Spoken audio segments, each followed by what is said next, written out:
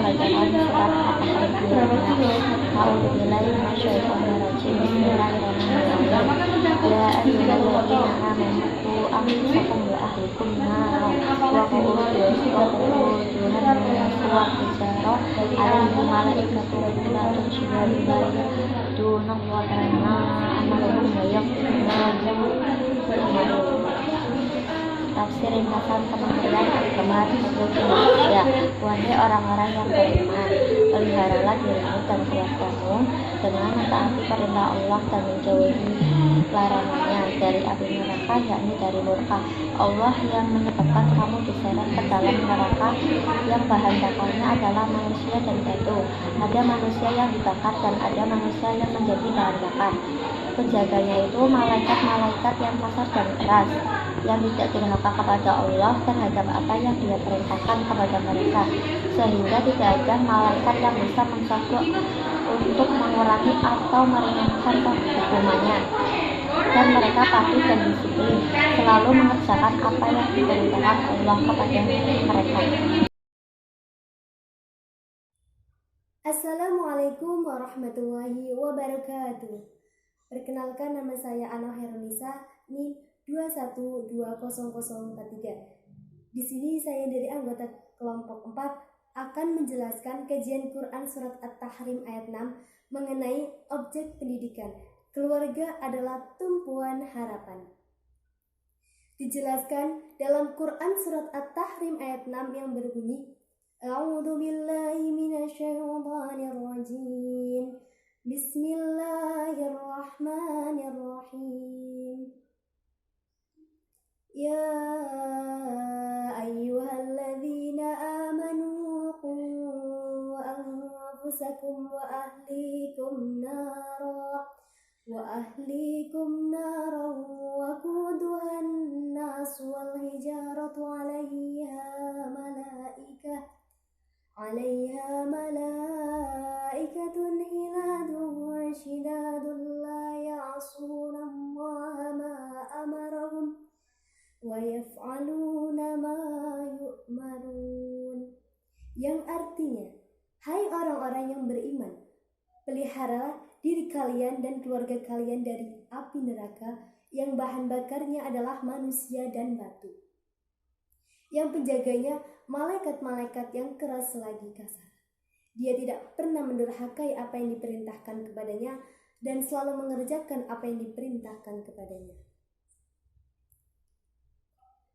Mengenai tafsir yang dijelaskan dalam Quran surat At-Tahrim, tafsir Jalalain, disebutkan bahwa Allah memerintahkan kepada kita orang-orang yang beriman untuk menjaga diri dan keluarga dari api neraka, yang bahan bakarnya adalah manusia dan batu. Siapakah manusia di sini yang menjadi bahan bakar dari neraka? Manusia di sini adalah orang-orang kafir yang selalu durhaka kepada Allah, yang tidak mengerjakan apa yang diperintahkan dan selalu menjauhi apa yang diperintahkannya. Kemudian batu-batu di sini adalah sesembahan orang-orang kafir yang selama ini mereka sembah di dunia, itu menjadi bahan bakar dari api neraka. Kemudian Allah memerintahkan kita supaya benar-benar menjaga diri dan keluarga dari api neraka. Sebab api neraka itu sangat panas, berbeda dengan api dunia. Api neraka dijaga oleh juru kunci malaikat yang jumlahnya ada 19 malaikat. Disebutkan dalam Quran surat Al-Mudaththir. Kemudian pada lafaz ghiladun mengandung asal makna ghiladul qalbi, yang berarti kasar hatinya, keras, karena mereka tidak pernah mendurhakai apa yang diperintahkan. Mereka selalu mengerjakan apa yang diperintahkan Allah. Kemudian pada lafaz ma'amarahum menjadi badal dari lafaz sebelumnya, yakni malaikat-malaikat yang selalu mengerjakan apa yang diperintahkan kepadanya. Kemudian kesimpulan yang bisa kita ambil dari Quran surat At-Tahrim tersebut, bahwa kita berkewajiban menjaga diri dan keluarga dari api neraka, karena api neraka itu sangat panas. Kewajiban menjaga keluarga bukan hanya tugas seorang saja, Namun kita juga berkewajiban menjaga keluarga, karena keluarga adalah suatu amanat yang harus dijaga keharmonisannya, baik jasmani maupun rohaninya. Dalam ayat ini juga terkandung ancaman bagi orang-orang yang beriman supaya jangan murtad, dan ancaman bagi orang-orang yang kafir, mereka yang mengaku beriman dalam lisannya tetapi hati mereka itu masih kafir sebenarnya. Oleh karena itu, kita sebagai umat muslim semua harus menjaga diri dan keluarga kita semua agar selamat bahagia dunia dan akhirat.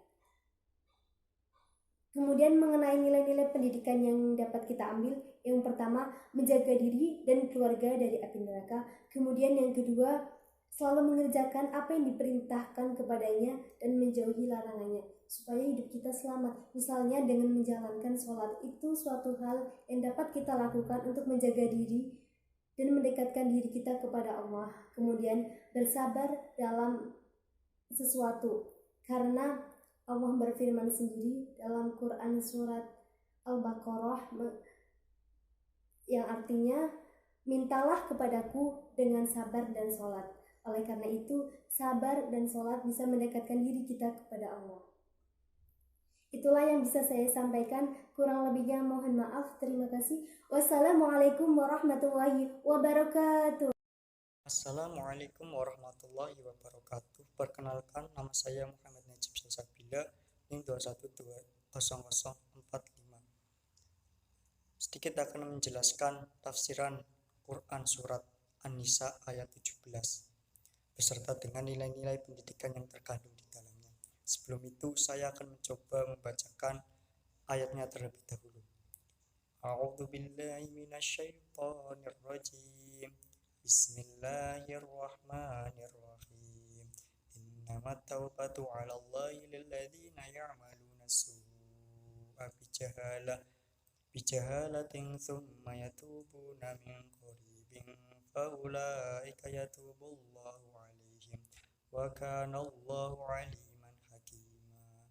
Shadaqallahul 'azim. Yang artinya, sungguh tobat yang pasti diterima oleh Allah hanyalah bagi orang-orang yang melakukan keburukan dalam kondisi bodoh, kemudian mereka bertobat dari waktu yang dekat.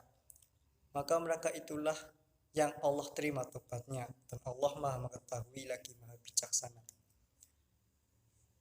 Tafsiran ayat, maksud frasa, bagi orang-orang yang melakukan keburukan dalam kondisi bodoh, kemudian mereka bertobat dari waktu dekat atau seketika itu, menunjukkan dua syarat tobat. Yang pertama, maksiatnya dilakukan dalam kondisi bodoh atau tidak tahu.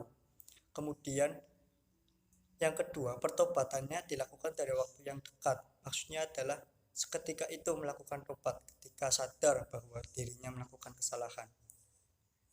Syarat yang pertama dari Syekh Muhammad Mutawalli Asy'arawi menjelaskan, maksudnya hati pelaku maksiat tidak menghadirkan atau menyadari siksa Allah akibat maksiat yang dilakukan.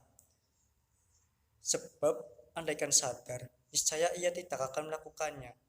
Ini yang dimaksud dengan melakukan keburukan dalam kondisi bodoh atau tidak tahu. Syarat yang kedua menurut Imam Ahmad Ash-Shawi menjelaskan, waktu antara terjadinya maksiat dengan kematian disebut dekat, karena sebenarnya setiap sesuatu yang pasti datang itu adalah dekat. Dan umur meskipun panjang sebenarnya adalah sedikit. Di sini terdapat isyarat hendaknya manusia selalu memperbarui pertobatan setiap saat, sebab kematian datangnya tidak ada yang tahu. Sementara frasa, maka mereka itulah yang Allah terima tobatnya, dan Allah Maha Mengetahui lagi Maha Bijaksana. Maksudnya adalah mereka yang mengetahui dua syarat itu tobatnya diterima Allah.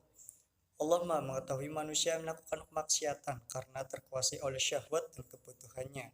Allah juga Maha Bijaksana terhadap hamba-Nya yang meskipun sering terkuasai syahwat dan kebutuhan, namun mau bertobat sebelum ajal tiba, maka pasti Allah terima pertobatannya karena kemurahannya, menurut Syekh Anawi Al-Bandani. Kesimpulannya adalah Allah adalah Tuhan yang Maha Pengampun dan memiliki sifat Al-Ghafur. Semua kesalahan baik berupa kejahatan, kemaksiatan ataupun melakukan dosa besar, semuanya akan diampuni oleh Allah jika segera bertobat, walaupun karena sengaja, terlebih lagi tidak sengaja dan tidak tahu. Dan tidak ada tolakan bagi orang-orang yang kembali kepada Allah kecuali orang yang syirik, orang yang menyekutukan Allah. Nilai-nilai pendidikan yang terkandung dalam Quran surat An-Nisa ayat 17. Yang pertama, belajar dengan benar dan bersungguh-sungguh. Karena dengan begitu akan mengetahui apa yang buruk dan apa yang tidak baik. Kemudian nilai pendidikan yang kedua, mengakui kesalahan dan bertanggung jawab.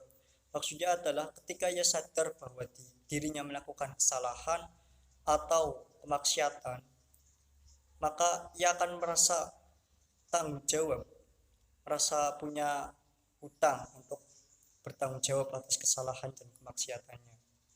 Kemudian nilai pendidikan yang ketiga, sadar bahwa hakikat manusia adalah lemah, tidak ada yang pantas untuk disombongkan.